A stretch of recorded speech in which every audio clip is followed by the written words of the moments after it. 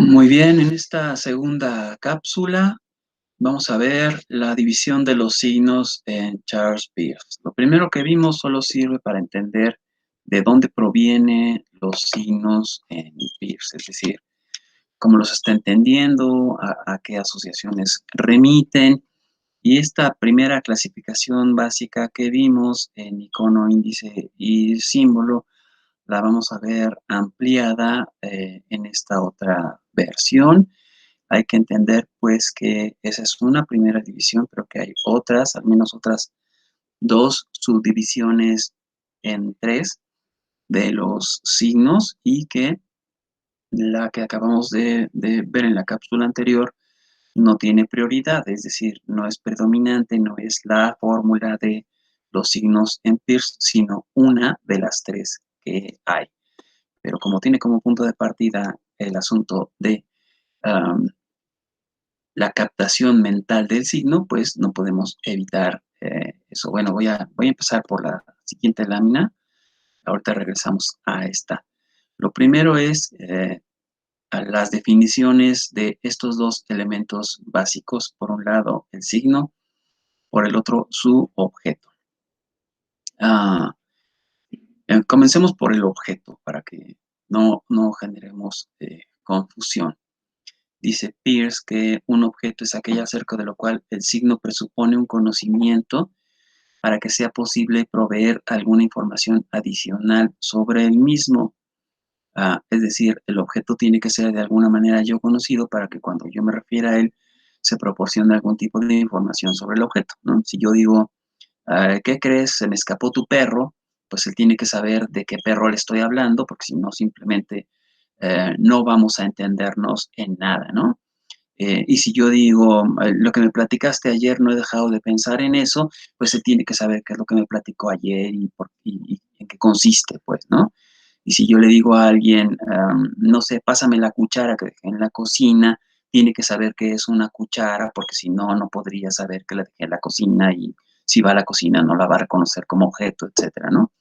Entonces, siempre estamos ya en medio del lenguaje y aquello a lo que se remite el lenguaje es algo que ya conocemos en algún sentido, siempre solo en algún sentido, y lo que hacemos al referirnos a ellos es proporcionar algún tipo de información adicional sobre el mismo para la situación particular en la que en cada caso tratamos con la cosa. El objeto antecede al signo, de manera que éste no puede dar conocimiento o reconocimiento del objeto, solo puede aludir a él. Por lo que decíamos hace un instante, ¿no? El objeto siempre se presupone, ya está ahí dado y por eso el signo no puede simplemente inventar al objeto, ¿no? Sino que solo no se puede servir para leerlo desde otro lugar, para entenderlo de otra manera, para reinterpretarlo, para observarlo más atentamente, para mirar lo que ha pasado con él, etcétera, pero no puede simplemente darme conocimiento como si me lo trajera al mundo de pronto, ¿no? Y hay muchos tipos de objetos. Aquí presenta Peirce una clasificación muy básica en la que veremos que pues prácticamente cabe cualquier cosa. Un objeto puede ser una cosa singular, conocida y existente, como los objetos con los que tratamos día con día. También puede ser una cosa singular que se cree que haya existido, como algo que está en el pasado y que no hemos visto nunca. No sé, un actor muerto, un personaje muerto, un país que ya no existe, una cultura, una lengua que desapareció, un objeto que ha sido destruido, que ya no se usa, que solo aparecen imágenes fotográficas, por ejemplo, ¿no? Que se cree que haya existido de alguna manera, porque ha dejado alguna huella, porque, no sé, vemos índices o iconos de la cosa, pero no la tenemos, pues, ¿no? También puede ser una cosa singular que se espera que exista, es decir, algún tipo de proyección de futuro, algún futurible, como en sentido estricto, ¿no? Es decir, algo que yo espero que vaya a ocurrir después, no sé, que me represente acabar una carrera, que me represente tener un auto, que me represente un planeta donde haya vida, que me represente un universo que no conozco, cosas así, ¿no? Todo es posible pensarlo, y todo aquello de lo que es posible pensar, pues solo es pensable como objeto, como algo que de alguna manera es y a lo que los signos remiten, ¿no? También puede ser un conjunto o una reunión de partes de tales cosas. Por ejemplo, se pueden pensar por separados elementos, no sé, un colchón, una cobija, una almohada y luego decir cama, ¿no? Entonces, una cama es un conjunto o una reunión de objetos singulares conocidos y existentes, ¿no? Pero también puedo imaginarme un universo ficticio como en una novela o en una película, en donde aparecen autos voladores, otras galaxias, marcianos, toda clase de objetos que son imaginables, que se cree que puedan haber existido o que se espera que existan, y todo eso combinado en la fantasía o en la ficción, ¿no? O puede ser algo de naturaleza general, deseado, requerido o encontrado. De naturaleza general quiere decir que es algún tipo de abstracción genérica, ¿no? Como esta que usamos todavía, hablar de marcianos, ¿no? Está concebida como una generalización para cualquier tipo de inteligencia extraterrestre, no necesariamente de Marte, ¿no? Pero lo usamos como si fuera todo aquello Marte, ¿no? No tiene importancia como se fijó la denominación, sino que cuando yo diga marciano, la gente entienda que no necesariamente me refiero a un habitante de Marte, sino a algún tipo de inteligencia extraterrestre. Eso es lo que significa que sea algo de naturaleza general, ¿no? Que abarca un conjunto, como en general pues lo hace cualquier concepto, ¿no? O que puede ser algo deseado o requerido o encontrado. Entonces, como ven, un objeto puede ser prácticamente cualquier cosa de la que se pueda decir algo en algún sentido, ¿no? O que tenga algún sentido para alguien. Un signo, aquí comenzamos con la innovación semántica de Peirce. Un signo, dice Peirce, es un representamen, es algo que para alguien representa o se refiere a algo en algún aspecto o carácter. Hay que tomar esto muy, muy literalmente. Es un filósofo, cada palabra que escribe está muy bien pensada y hay que leer pues con atención la frase. Es algo primero, ¿no? Un signo o representamen es algo. Y ese algo es algo para alguien, no es algo en abstracto, no es algo que exista en sí y por sí, o que pueda imaginarme existiendo en sí y por sí independientemente de mí, es algo para alguien, ¿sí? Luego, que representa o se refiere a algo, es decir, es un medio para señalar otra cosa. Esa otra cosa es un objeto, ¿no? Como un objeto es aquello acerca de lo cual el signo presupone un conocimiento, entonces eso que señala el representamen es algo que en algún sentido yo ya conozco. Y el representamen o el signo se refiere a eso en algún aspecto o carácter.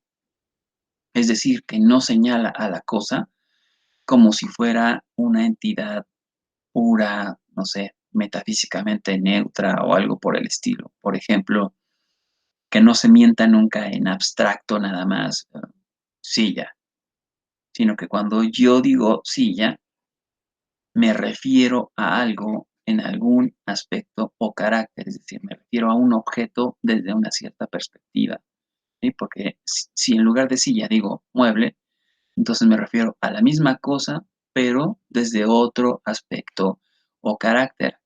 Y si yo digo, quítame esa cosa que me estorba y me refiero a la silla, también estoy refiriéndome a la cosa en algún aspecto o carácter. ¿Sí ven? O sea, me puedo referir al mismo objeto de múltiples maneras, cada una de las cuales es un representamen, ¿sí? Porque representa o refiere a ese algo en algún aspecto o carácter, no en estado puro, no como entidad abstracta, ¿no? Siempre en algún aspecto o carácter. La palabra signo denota un objeto perceptible o solamente imaginable o aún inimaginable en un cierto sentido. Bueno, ahí queda abarcado todo, ¿no? La palabra signo denota un objeto cualquiera, perceptible, imaginable, inimaginable, lo que sea, pues, ¿no? Porque si es inimaginable, ya queda muy lejos de un correlato empírico, ¿no? Eh, no sé, el fin del mundo, es inimaginable. El apocalipsis y la transición a la vida eterna, pues, quién sabe qué sea eso. En ese sentido es inimaginable, ¿no? Por supuesto que cuando yo lamento, como estoy usando un representamen, el lenguaje que estoy usando para referirme a ello, entonces mi lenguaje denota un objeto inimaginable. ¿Sí se entiende? O sea, no hay, estrictamente hablando, pues no habría nada que sea inimaginable, porque cuando se lo mienta de la manera como se lo miente, ya resulta ser algo, y en ese sentido, de alguna forma, imaginable, pero como signo, ¿sí? No como hecho, no como estado de cosas, no como objeto en el mundo, son diferentes, pues, ¿no? Para que algo sea un signo, debe representar a otra cosa, y esa otra cosa a la que representa es su objeto. No dejen de tener a la vista la columna de la derecha para entender que un objeto puede ser cualquier cosa, un objeto singular conocido, algo que se cree que ya ha existido, que se espera que exista, cuyo es compuesto de partes o que es deseado, general, etcétera, ¿sí? Para que se entienda que eh, se representa a esa cosa. Y además, el signo puede contener más de un objeto, como ya lo vimos, ¿no? O sea, el signo cama contiene a otros objetos a los que se refiere, porque si no, realmente no estaría yo pensando una cama, ¿no? Si cuando alguien dice cama, yo me imagino un colchón, no estoy entendiendo lo que significa el signo cama, ¿no? Y si alguien dice colchón y yo me imagino una cama, tampoco está funcionando, ¿sí? O sea, hay que tener muy claro cuál es el objeto que se está mentando. Por eso, regreso a la columna de la derecha. Un objeto es aquello acerca de lo cual el signo presupone un conocimiento para que sea posible proveer alguna información adicional sobre el mismo. ¿Sí? Si yo no sé qué es un colchón, cuando alguien diga no brinques en el colchón, no voy a entender qué me está diciendo, ¿no? Si yo no puedo representarme una cama, no vivo en esas condiciones culturales, no sé, en el desierto del Sahara, ah, hay tribus que no duermen en camas, sino que duermen en telas tendidas sobre el piso. No, eso no es una cama, ¿no? O sea, lo que entendemos culturalmente por una cama es otra cosa y seguramente tiene otro nombre esas prendas sobre las cuales duermen eh, los miembros de estas tribus que viven en el desierto, ¿no? Entonces, eh, es perfectamente posible que cuando alguien use una palabra, el otro no la entienda porque no está en su cultura o simplemente porque en su cultura se refiere a otra cosa, ¿no? Y en ese sentido, ah, no habría manera de establecer correlaciones. El signo distinto de su objeto debe existir alguna explicación que muestre cómo lo representa. Por ejemplo, con Saussure diríamos que la explicación que muestra cómo el signo representa al objeto es la convención del lenguaje, ¿no? Que en algún momento se ha establecido convencionalmente o de alguna manera más bien, no en algún momento porque ese momento en el tiempo no está, pero sí que de alguna manera se ha dado una convención para establecer las relaciones entre las palabras y las cosas. Pues es una explicación. La otra, por ejemplo, podría ser la que señalamos en la definición para índice, icono y símbolo. Es decir, que algún rasgo del objeto se conserva en el signo que lo representa y por eso puedo reconocerlo y ahí puedo explicar cómo está correlacionado, ¿no? El signo y la explicación de ese signo constituyen otro signo, especialmente si es una unidad de sentido, ¿no?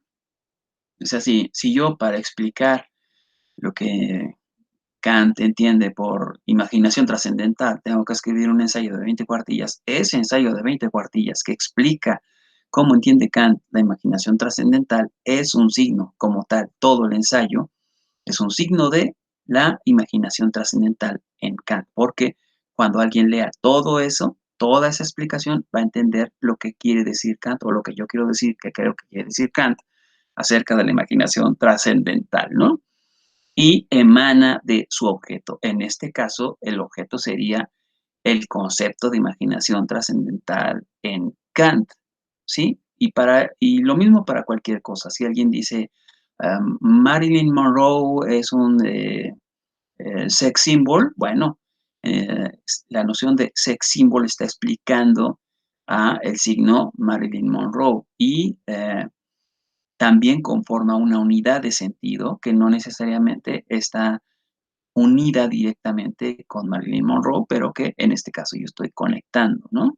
Porque puedo decir también, Mónica Bellucci es un sex symbol, y no sé, ¿eh? Puedo asociar pues la misma expresión sex symbol con cualquier otra cosa que resulte coherente en las convenciones sociales y culturales en las que se usan esas expresiones, es decir, para señalar cierta clase de cosas, porque probablemente sea difícil, no imposible, pero difícil presumir que un iPhone 12 es un sex symbol, ¿no? Pero no es imposible. Ah, todo está en las condiciones de operación del uso de los signos, ¿no? Si me explican por qué se puede decir que un teléfono celular es un sex symbol, entonces toda esa explicación es otro signo y explica al primero, ¿no?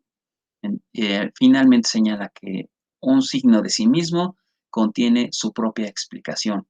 Eso lo veremos más adelante. Sirve muy bien para explicar los signos en el terreno del arte, pero diríamos pues que un signo de sí mismo es un signo autorreflexivo, es decir, un signo que se explica a sí mismo por su propio contenido, que mirando su contenido se explica al signo, ¿no? No voy a profundizar más porque tenemos que verlo con cuidado más adelante, pero se plantea pues la posibilidad de que no haga falta que otro signo explique a un signo, sino que puede ocurrir que haya signos que se expliquen a sí mismos y diría yo, en el arte tenemos muchos de estos casos, pero los vamos a ver con calma después.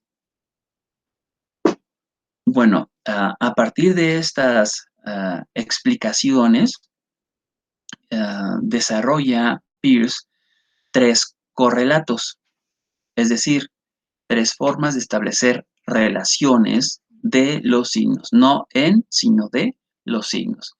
Uh, el primer correlato es el correlato de comparación, el segundo correlato el de ejecución, el tercero el de pensamiento. El primer correlato de comparación refiere a aquellas relaciones cuya naturaleza es la de las posibilidades lógicas. Esto quiere decir que comparamos cuando encontramos la posibilidad lógica de la comparación. Es decir, algo se convierte en comparable porque es lógicamente posible establecer la comparación. Dicho de otra manera, encontramos relaciones entre cosas porque es posible encontrar esas relaciones. Y al encontrar esas relaciones se convierten en posibilidades lógicas de comparación. ¿Sí? Como es lógico eh, comparar a los seres humanos con los primates porque hay muchos puntos de comparación. Es lógico comparar a los aparatos con sistemas de dominación, porque hay muchos elementos que permiten pensarlos como sistemas de dominación, etcétera, ¿no? O sea, si podemos encontrar puntos de contacto para establecer relaciones, se convierte en lógicamente posible establecer esas relaciones. En el primer correlato señala Peirce, eh, es el de naturaleza más simple y es una mera posibilidad, porque simplemente es posible suponer la correlación, ¿no? Y al primer correlato le llamamos representamen. El representamen es el primer correlato de una relación triádica, porque todas las relaciones para Peirce son triádicas, ¿no? En estos ejemplos que acabo de poner, si yo tengo A y tengo B y presumo que entre ellos hay puntos de contacto, entonces hay tres cosas, ¿no? A, B y los puntos de contacto entre A y B. Por eso es que se habla de una mera posibilidad. Cuando yo veo que es posible encontrar puntos de contacto entre dos cosas que están separadas. El segundo correlato, el de la ejecución, refiere a aquellas relaciones cuya naturaleza es la de los hechos reales. Es decir, que en el segundo correlato estamos en medio de la realidad efectiva, dice Peirce, que es aquel de los tres eh, tipos de signos considerado de importancia inmediata, de suerte que si cualesquiera dos son de la misma naturaleza, por ser o meras posibilidades o existencias reales o leyes, el segundo correlato es entonces de esa misma naturaleza. Es decir, que algo se convierte en segundo correlato cuando funciona como intermediación entre dos cosas, ¿sí? Por ejemplo, en el caso del primer correlato, cuando yo encuentro las posibilidades lógicas de comparación, lo que queda en medio entre las cosas comparadas puede aparecer como segundo correlato, ¿sí? Llevar a cabo la comparación, primer correlato. Encontrar los puntos de comparación, segundo correlato. En el primer caso tengo yo dos cosas comparadas con dos extremos y el primer correlato es que sea posible establecer relaciones. El segundo correlato, que establezca esas relaciones. Al establecer las relaciones, entonces las cosas que aparecían como separadas de pronto están conectadas, ¿sí? El segundo correlato es lo que llamamos el objeto. Ahorita esto te va a aclarar un poco más adelante. Y el tercer correlato, pensamiento. Aquellas relaciones cuya naturaleza es la de las leyes, es decir, el de establecer normas o patrones o reglas que sirven para conectar cosas, ¿no? Es el de los tres, es el considerado de la naturaleza más compleja, es una ley. Si cualquiera de los tres es una ley y no es una mera posibilidad. Es decir, si la comparación puede materializarse, se puede convertir en una ley. ¿Ven cómo pasamos de una cosa a la otra? Si no se puede pasar a una ley, no habrá tercer correlato. Y si no hay tercer correlato, entonces la posibilidad es meramente lógica, nos quedamos en el primer correlato, ¿sí? Al tercer correlato le denominamos interpretante. Ahora vamos a ver cómo eso se relaciona con la noción misma de signo.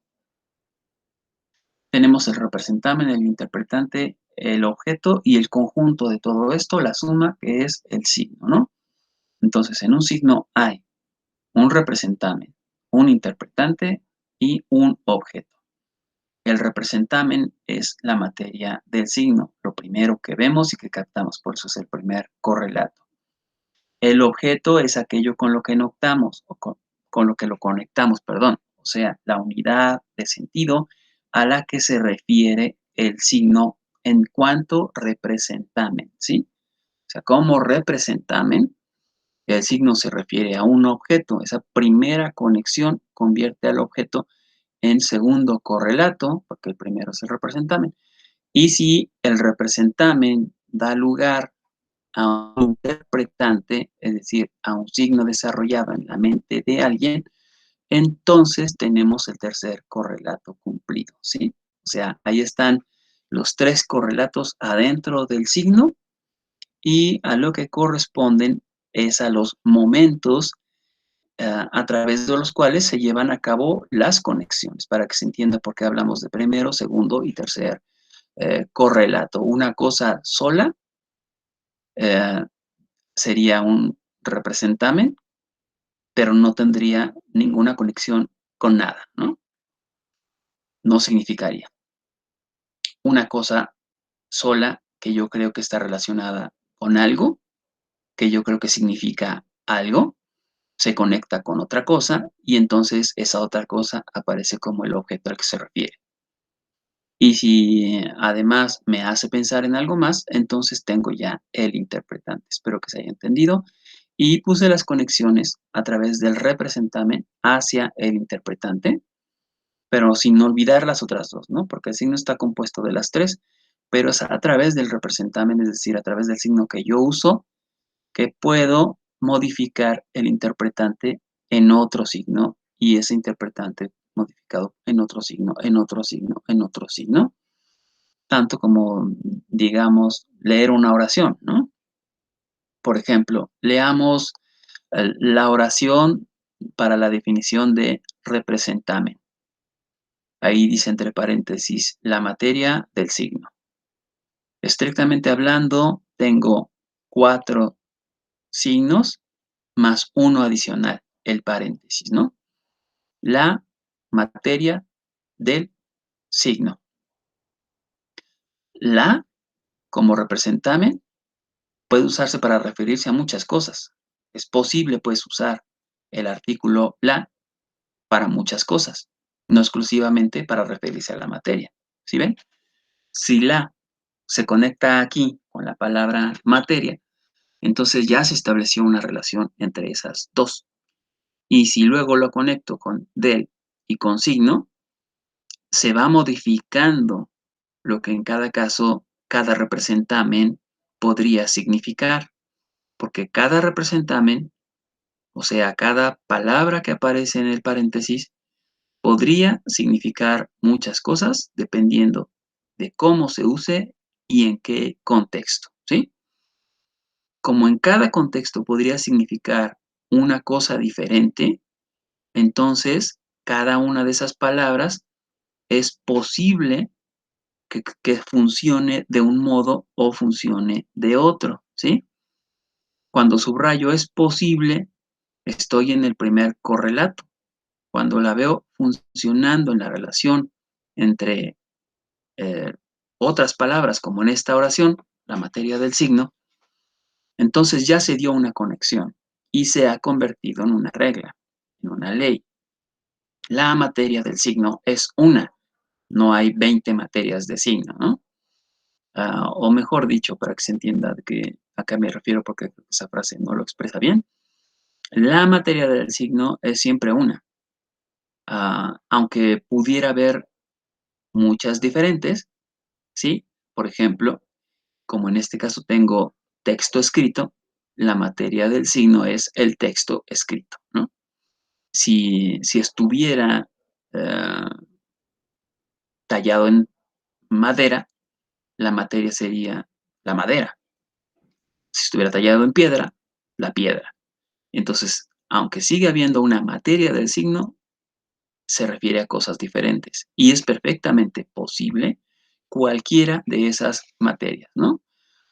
Entonces, cuando yo digo la materia del signo, cada término de la oración es una posibilidad lógica de conexión con otras cosas o con las que está apareciendo.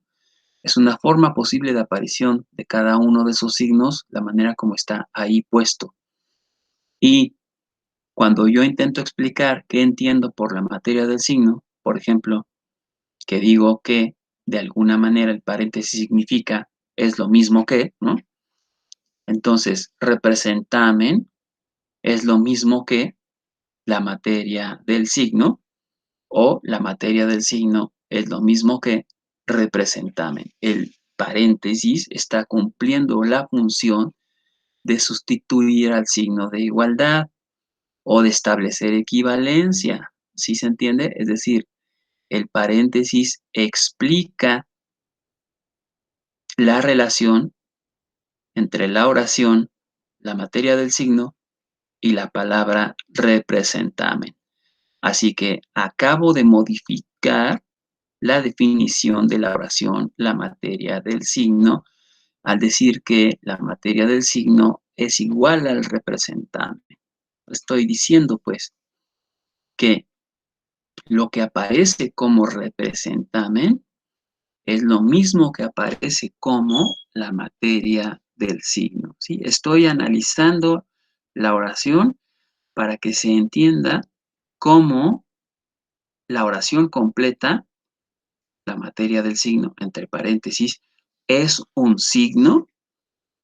Ese signo contiene sus tres elementos, un interpretante, un objeto y un representamen, y la totalidad de ese signo, o sea, la oración completa entre paréntesis, remite a otro signo. Ese otro signo es el interpretante, en la gráfica que tienen ustedes ahí, porque es el signo desarrollado en la mente de alguien. Dicho de otra manera, el signo, la materia del signo, entre paréntesis, tiene como representamen las palabras puestas en secuencia y encerradas entre paréntesis, tiene como objeto que está señalando algo del signo, su ser material, y que ocasiona en mí una representación específica, o sea, un signo desarrollado en mi mente, que sería lo que yo me represente mentalmente como la materia del signo. Como establecí la relación entre el representamen y la materia del signo, puedo decir que yo me representé mentalmente con la oración la materia del signo, la palabra representamen. Y todo lo que hice de decir que el paréntesis sirve como signo de igualdad o de equivalencia, es parte de el signo desarrollado en mi mente a partir de esa primera definición. Pero yo ahora mismo estoy transmitiéndoles a ustedes esa idea, ¿sí? Les estoy tratando de explicar esto y ustedes están viendo por su propia cuenta la misma oración, R igual a representamen, entre paréntesis, la materia del signo, y todo lo que yo les estoy explicando está modificando la manera como mentalmente se representa todo lo que estoy diciendo, ¿sí? El signo desarrollado en su propia mente, la de ustedes cuando me escuchan, es el signo que ustedes tienen de el signo que yo les estoy transmitiendo. Eso es el interpretante, ¿no? Todo lo que ustedes mentalmente se representan o todo lo que en su mente se desarrolla cuando yo explico tal o cual signo. Espero que haya quedado claro y me voy a detener aquí.